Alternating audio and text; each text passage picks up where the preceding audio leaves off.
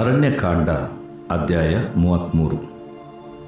ಮೋಶೆ ಆರೋನರ ಕೈಕೆಳಗೆ ಐಗುಪ್ತ ದೇಶದೊಳಗಿಂದ ಸೈನ್ಯವಾಗಿ ಹೊರಟ ಇಸ್ರಾಯೇಲ್ಯರ ಪ್ರಯಾಣಗಳ ವಿವರ. ಮೋಶೆ ಯೆಹೋವನ ಅಪ್ಪಣೆಯನ್ನು ಹೊಂದಿ ಇಸ್ರಾಯೇಲ್ಯರು ಪ್ರಯಾಣಗಳಲ್ಲಿ ಇಳುಕೊಂಡ ಸ್ಥಳಗಳ ಹೆಸರುಗಳನ್ನು ಬರೆದನು. ಮೊದಲನೆಯ ತಿಂಗಳಿನ 15ನೆಯ ದಿನದಲ್ಲಿ, ಅಂದರೆ ಪಸ್ಕ ಹಬ್ಬದ ಮರುದಿನದಲ್ಲಿ, ಇಸ್ರಾಯೇಲ್ಯರು ಐಗುಪ್ತರ ಎದುರಿನಲ್ಲೇ ಅಟ್ಟಹಾಸದಿಂದ ರಮ್ಸೇಸಿನಿಂದ ಹೊರಟರು. ಆ ಕಾಲದಲ್ಲಿ ಯೆಹೋವನು ಐಗುಪ್ತರ ದೇವತೆಗಳನ್ನು ಶಿಕ್ಷಿಸಿ ಐಗುಪ್ತರ ಚೊಚ್ಚಲು ಮಕ್ಕಳನ್ನು ಸಂಹರಿಸಿದ್ದರಿಂದ ಅವರು ಆ ಮಕ್ಕಳ ಶವಗಳನ್ನು ಸಮಾಧಿ ಮಾಡುತ್ತಿದ್ದರು. ಇಸ್ರಾಯೇಲ್ಯರು ರಮ್ಸೇಸಿನಿಂದ ಹೊರಟು ಸುಕ್ಕೋತಿನಲ್ಲಿ ಇಳಿದುಕೊಂಡರು. ಸುಕ್ಕೋತಿನಿಂದ ಹೊರಟು ಅರಣ್ಯದ ಅಂಚಿನಲ್ಲಿರುವ ಏತಾಮಿನಲ್ಲಿ ಇಳಿದುಕೊಂಡರು. ಏತಾಮಿನಿಂದ ಹೊರಟು ಬಾಳ್ಚೆಫೋನಿಗೆ ಎದುರಾಗಿರುವ ಪೀಹ ಹಿರೋತಿಗೆ ತಿರುಗಿಕೊಂಡು ಮಿಗ್ದೋಲಿನ ಮೂಡಲಲ್ಲಿ ಇಳಿದುಕೊಂಡರು. ಪೀಹ ಹಿರೋತಿನಿಂದ ಹೊರಟು ಸಮುದ್ರದ ಮಧ್ಯದಲ್ಲೇ ನಡೆದು ಅರಣ್ಯಕ್ಕೆ ಬಂದರು. ಏತಾಮಿನ ಅರಣ್ಯದಲ್ಲಿ 3 ದಿನ ಪ್ರಯಾಣ ಮಾಡಿ ಮಾರಾ ಎಂಬ ಸ್ಥಳದಲ್ಲಿ ಇಳಿದುಕೊಂಡರು. ಮಾರದಿಂದ ಹೊರಟು ಏಲೀಮಿಗೆ ಬಂದರು.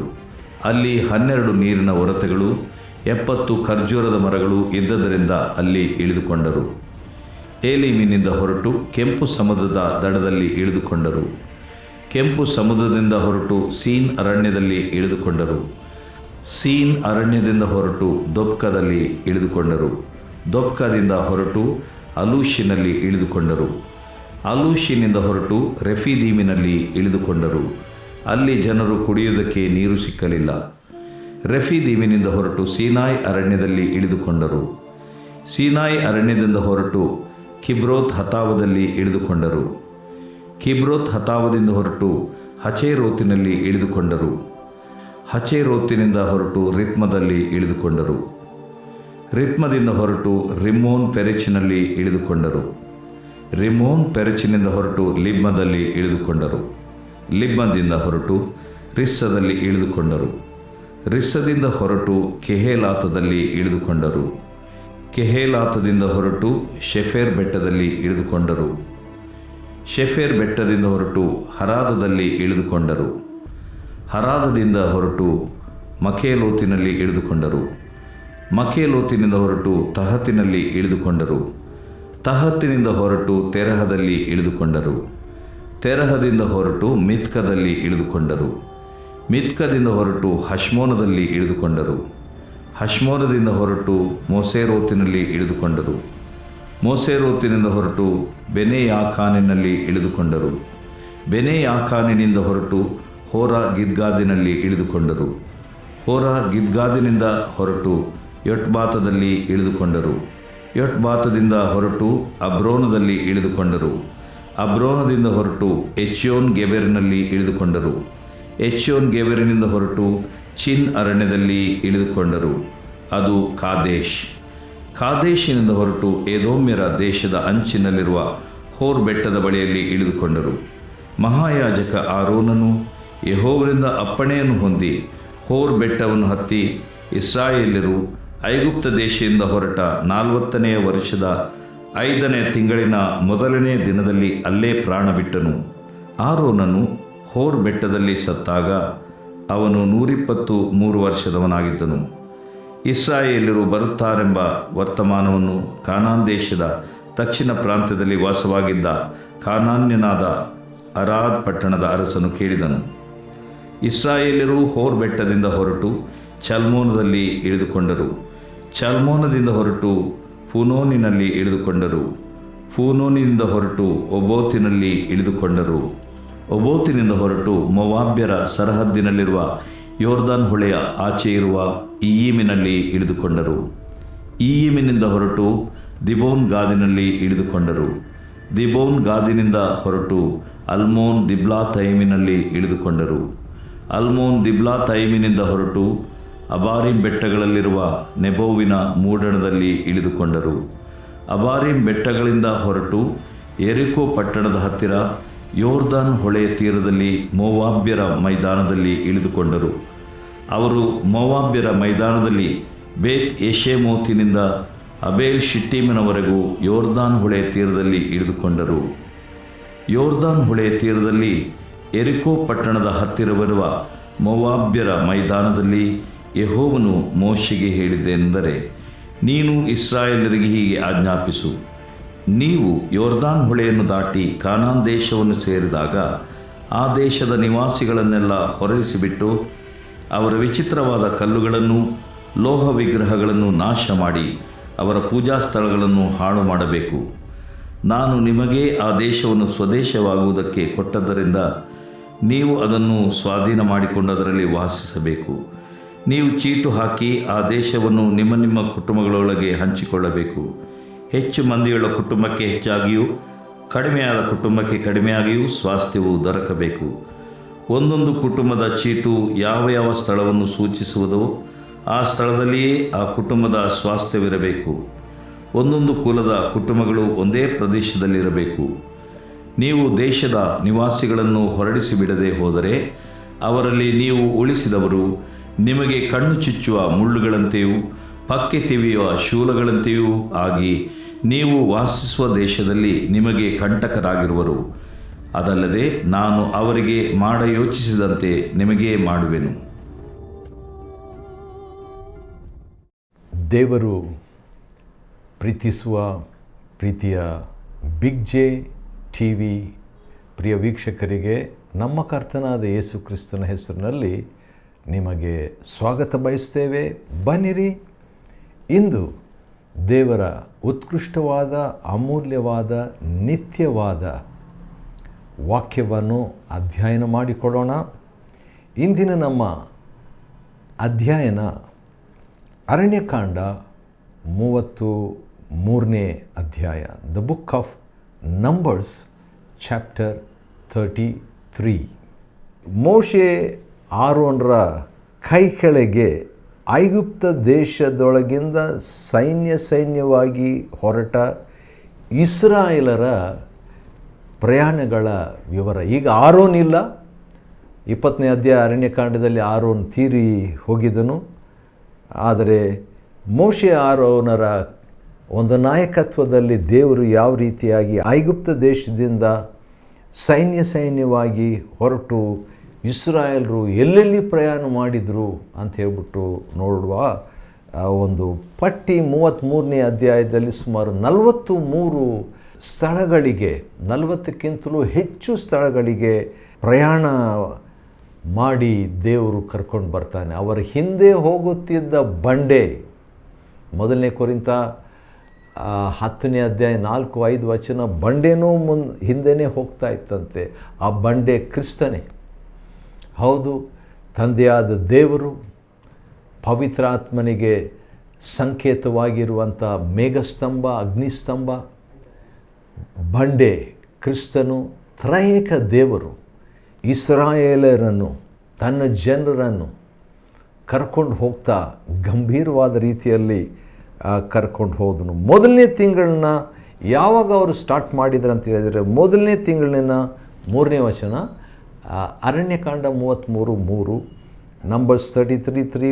1ನೇ ತಿಂಗಳಿನ 15ನೇ ದಿನ ಅಂದರೆ ಪಸ್ಕ ಹಬ್ಬ ಮಾಡಿ ಮರುದಿನದಲ್ಲಿ ಇಸ್ರಾಯೇಲರು ಐಗುಪ್ತರ ಎದುರಿನಲ್ಲೇ ಅಟ್ಟಹಾಸದಿಂದ, ವಾವ್, ಅದೊಂದು ಮಾತು ಇಲ್ಲಿ ಹೇಳಿದೆ, ಅವರು ಭಾಳ ಖುಷಿಯಿಂದ, ಅಟ್ಟಹಾಸದಿಂದ ಅಂತ ಹೇಳ್ಬಿಟ್ಟು ಹೇಳಿದಾಗ 430 ವರ್ಷಗಳು ಇದ್ದಂಥ ಒಂದು ಗುಲಾಮತನದಿಂದ ಅವರು ಬಿಡುಗಡೆ ಆಗಿ ಬರ್ತಾ ಇದ್ದಾರೆ. ಖಂಡಿತವಾಗಿ ಅಟ್ಟಹಾಸದಿಂದ ಅವ್ರು ಬರ್ತಿರಬೇಕು. ಅದರ ಬಗ್ಗೆ ನಾವು ವಿಮೋಚನಕಾಂಡ 14ರಲ್ಲಿ ಹೇಳಿದಂಥ ಒಂದು ಮಾತನ್ನು ನಾವು ನೋಡುವಾಗ, ರಥಗಳು ಅವರ ಹಿಂದೆ ಬರ್ತಿತ್ತು, ಆದರೆ ಬಹಳ ಸಂತೋಷದಿಂದ, ಅಟ್ಟಹಾಸದಿಂದ, ಮೆಜೆಸ್ಟಿಕ್ ಆಗಿ ರಮ್ಸೇಸಿನಿಂದ ಹೊರಟರು.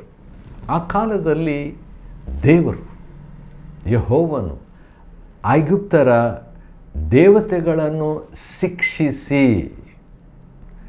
ಅಂದರೆ 10 ಈ ಪಿಡುಗುಗಳು, ಬಾಧೆಗಳು ಇವೆ ಅಲ್ವಾ, 10 ಐಗುಪ್ತರ ದೇವತೆಗಳನ್ನು ಸೂಚಿಸುವಂಥ 10 ಬಾಧೆಗಳನ್ನು ದೇವರು ಅವರಿಗೆ ಶಿಕ್ಷೆ ಕೊಟ್ಟನು ಅಂತ ಹೇಳ್ಬಿಟ್ಟು ವಿಚಿತ್ರವಾದಂಥ ಒಂದು ಮಾತು 33ನೇ ಅಧ್ಯಾಯ 4ನೇ ವಚನದಲ್ಲಿದೆ. ಶಿಕ್ಷಿಸಿ ಐಗುಪ್ತರ ಚೊಚ್ಚಲು ಮಕ್ಕಳನ್ನು ಸಂಹರಿಸಿದ್ದರಿಂದ ಅವರ ಮಕ್ಕಳ ಶವಗಳನ್ನು ಸಮಾಧಿ ಮಾಡ್ತಿದ್ದರು.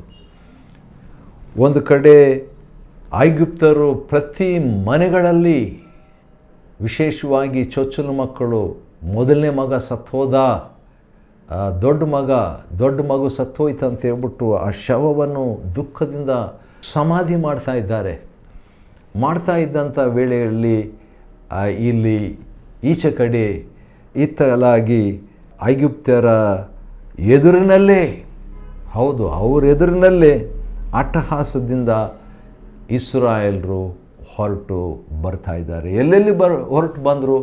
5ನೇ ವಚನದಿಂದ 36ನೇ ವಚನದವರೆಗೆ ಇರುವಂಥ ಕಡೆಗಳಲ್ಲಿ ಯಾವ್ಯಾವ ಸ್ಥಳದಲ್ಲಿ ಅವರು ಪ್ರಯಾಣ ಮಾಡಿದರು, ಎಲ್ಲಿ ಇಳ್ಕೊಂಡ್ರು, ಇಲ್ಲಿಂದ ಹೊರಟು ಇಳಿದುಕೊಂಡ್ರು,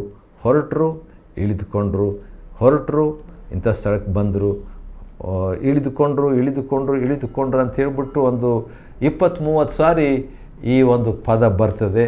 ಹೊರಟು ಅಂತ ಹೇಳ್ಬಿಟ್ಟು ಹತ್ರ ಒಂದು 30 ಸಾರಿ ಈ ಒಂದು ಮಾತು ಬರ್ತದೆ. ಆದ ಕಾರಣ ಎಲ್ಲೆಲ್ಲಿ ಪ್ರಯಾಣ ಮಾಡಿದರು ಅಂತ ಹೇಳ್ಬಿಟ್ಟು ಇಲ್ಲಿ ಬರೆದಿದೆ. ಪ್ರಯಾಣ ಮಾಡಿ ಬರ್ತಾ ಇದ್ದಾಗ ಏದೋಮ್ಯರು, ಏದೋಮ್ ಅಂದರೆ ಕೆಂಪು, ಏಸಾವಿನ ಸಂತತಿಯವರು ಏದೋಮ್ಯರು ಬಂದು 37ನೇ ವಚನ, ಅವರಿಗೆ ಸ್ಥಳ ಕೊಡಲಿಲ್ಲ ಇಸ್ರಾಯೇಲರಿಗೆ. ಶಾರ್ಟ್ಕಟ್ಟಾಗಿ ಹೋಗಬೇಕಂತ ಮೋಶೆ ಇಸ್ರಾಯೇಲರು ಅಂದ್ಕೊಂಡಿದ್ದರು.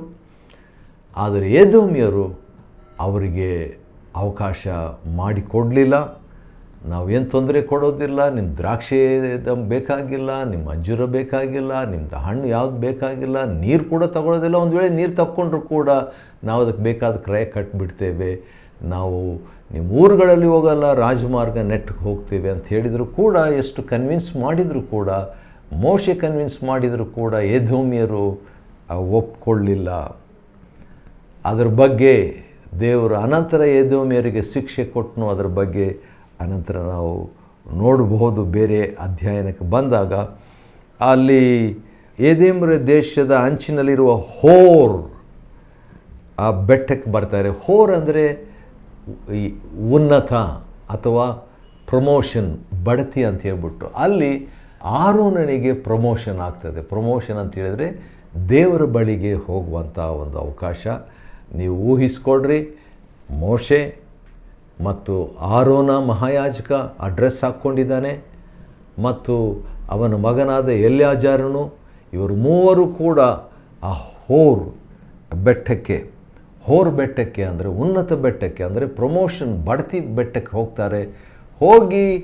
ಹೋಗ್ತಾ ಇರುವಂಥದ್ದನ್ನು ಇಸ್ರಾಯೇಲರೆಲ್ಲರೂ ನೋಡ್ತಾ ಇರ್ತಾರೆ. ಆದರೆ ಸ್ವಲ್ಪ ತಾದ್ಮೇಲೆ ಬರೋದು ಯಾರಂದರೆ ಮೂವರಾಗಿ ಹೋಗ್ತಾರೆ, ಇಬ್ಬರಾಗಿ ಹೊರಟು ಬರ್ತಾರೆ. ಯಾರ್ಯಾರು ಅಂತ ಹೇಳಿದರೆ ಮೋಶೆ ಮತ್ತು ಎಲಾಜರನು.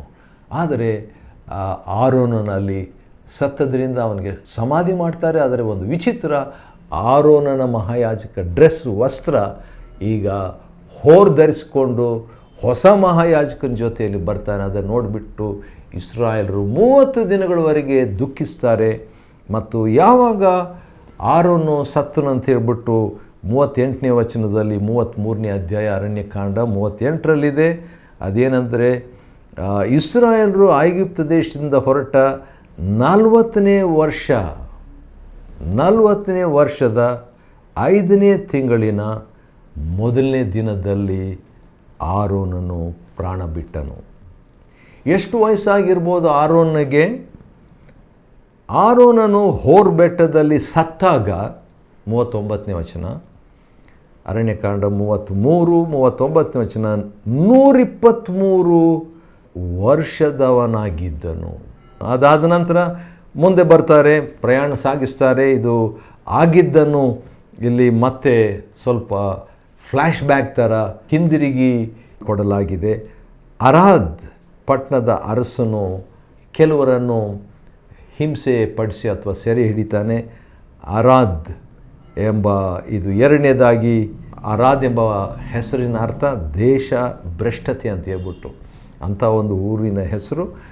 ಅಲ್ಲಿ ಕೂಡ ಅವ್ರನ್ನ ಎದುರುಗೊಳ್ತಾರೆ. ಮೋವಾಬ್ಯರು ಆ ಮೈದಾನದಲ್ಲಿ ಅನಂತರ ಬಂದು ಇಳ್ಕೊಳ್ತಾರೆ. ಅದಾದ ನಂತರ ಅವರು ಮೋವಾಬ್ಯರ ಮೈದಾನದಲ್ಲಿ ಇದ್ದಾಗ ಯೆಹೋವನು ಮೋಶೆಗೆ ಮತ್ತೆ ಮಾತನಾಡ್ತಾನೆ, ನೀವೆಲ್ಲ ವಶಪಡಿಸ್ಕೊಳ್ಬೇಕು, ವಶಪಡಿಸ್ಕೊಳ್ದಿದ್ರೆ ನೀವು ಮಾಡಿದ್ದನ್ನು ಉಣ್ಣಬೇಕಾಗ್ತದೆ, ನಿಮಗದು ಒಂದು ಕಿರುಕುಳದಂತೆ ಮುಳ್ಳಿನಂತೆ ಇರ್ತದೆ ಎಂಬುದಾಗಿ ವಾರ್ನಿಂಗ್ ದೇವರು ಅವರಿಗೆ ಕೊಡುವಂಥ ಮಾತನ್ನು ನೋಡ್ತೇವೆ.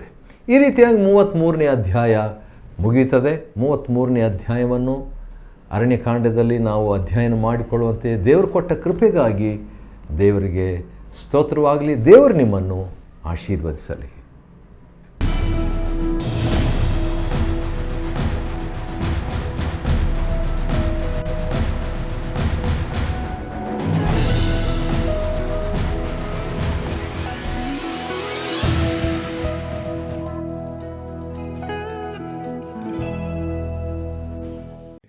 Chapter 33.